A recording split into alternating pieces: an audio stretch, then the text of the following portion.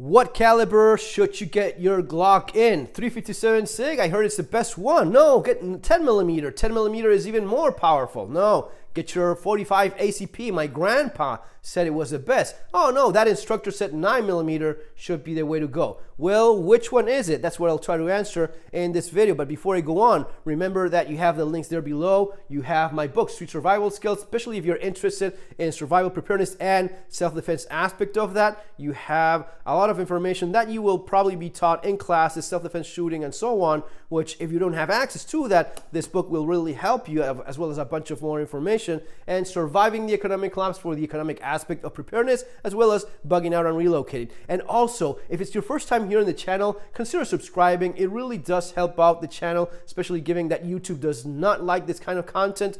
The more interaction, like comments, shares, thumbs up, likes, and all of that stuff, it really does help out. So this video is because of a number of questions that I got. I think it was in Instagram, and by the way, my Instagram is there below as well, Fairfall308, if you want to follow me there.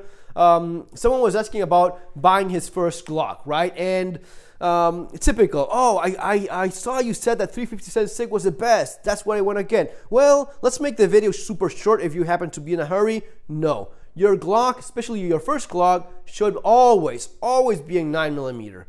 That is just the way it should be. And it should be probably a Glock 17. Let's make that 100%. If you're going to be buying your first Glock, get yourself a Glock 17, 9 millimeter. Oh, I like 19. Okay, go with 19. That's as far deviation as I will go. Anything else does not make any sense. Now, you want to buy your second, your third, your fifth Glock, buy whatever you like best. Why is this? Well, because it's what's being used by military all over the world, by law enforcement. It is more than adequate, and it has a bunch of benefits that even though, yes, 357 SIG, it is a fantastic round. And in case you haven't seen a 357 SIG before in your life, it is exactly like your Glock 17 or your Glock 19. It is the exact form factor, exterior volume and shape as your Glock in 9 millimeter. It's just that it's basically like a Glock in 40 Smith & Wesson, which is the same shape as your Glock in 9 millimeter, but with a different barrel because it has a bottlenecked case instead. So it's like it's not exactly that, but it's like a 40 Smith & Wesson bottled down to 9 millimeter, and it's basically replicating your 357 Magnum in 125 grain projectile, going at about the same speed. So do you have more power in 357 SIG? Yes, you do. About 15-20%. Is that significant? Well, it really depends, but it's not significant in terms of missing or hitting. If you're going to be hitting your target, center of mass, there's not a significant difference between doing that with quality 9 millimeter or 357 SIG. The difference is in terms of accuracy as well. 357 SIG is a lot more flat trajectory, so it's intrinsically more accurate than 9 millimeter. It's just the bottleneck case itself tends to be more accurate, and personally I shoot 357 SIG more accurately than 9 millimeter. Is that difference significant? No, because if I'm not shooting with certain regularity, if I'm not training, I will suck no matter with what I'm shooting. And the less you train, the more you will suck with whatever you're shooting. 357 SIG will not change that. Oh, but the extra power, well, when it comes down to quality ammunition, especially intended for self-defense, and here I have my 357 Magnum revolver, which is not exactly the same as your 357 SIG. It's actually a completely different round, but in terms of the performance that was expected, it was trying to replicate this into this, and they managed to do that successfully. That is the beauty of 357 SIG. You have a very powerful round that achieves the same terminal ballistics as a traditional self-defense round in 357 SIG. But when you go with those, right, when you go with, let's say, Horn 80 critical defense in 357 SIG or 357 Magnum or 9 millimeter, really it comes down to you shooting accurately and putting shots on target. That's going to be far more important than the small. It is there, it does exist, but in terms of practicality, it is a small difference when it comes down to, oh, stopping your threat or not.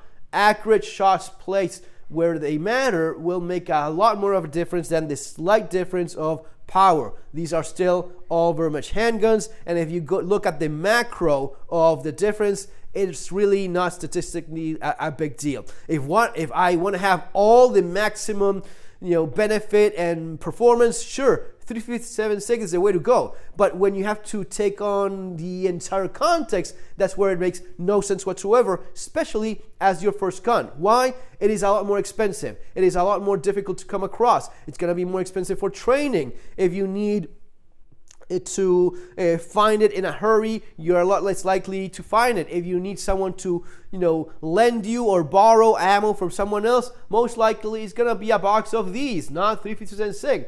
So all of those differences make it so that this is the gun for you, especially as your first gun. As your first gun, no question whatsoever. And this is very typical. The guy that goes buying his first gun, he wants to have the best of the best. I'm spending the money, so why not get the best of the best? 357 SIG is the best? No, 10 millimeter. Okay, yeah, I'll take that would be an even bigger mistake, because 10 millimeter is even more expensive. It has more recoil significantly than 9 millimeter, especially as a first-time shooter buying his first gun.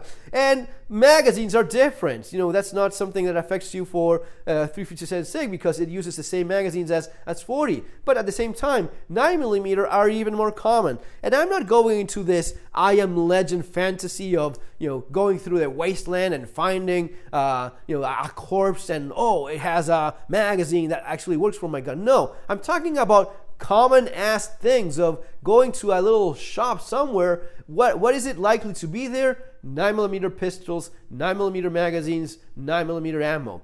When it comes to revolvers, yeah, it is fairly common, a lot more common than 357 SIG, if that's something that you're very inclined into doing. But the way in which you will realize later on that you should have bought 9 millimeter because of how common it is, how affordable it is, especially when you go into training. You will see people that buy themselves a 357 or a 45 ACP because it's bigger. So bigger, it's gonna be better. Well, no, it's gonna be a bigger gun. Holsters are gonna be different.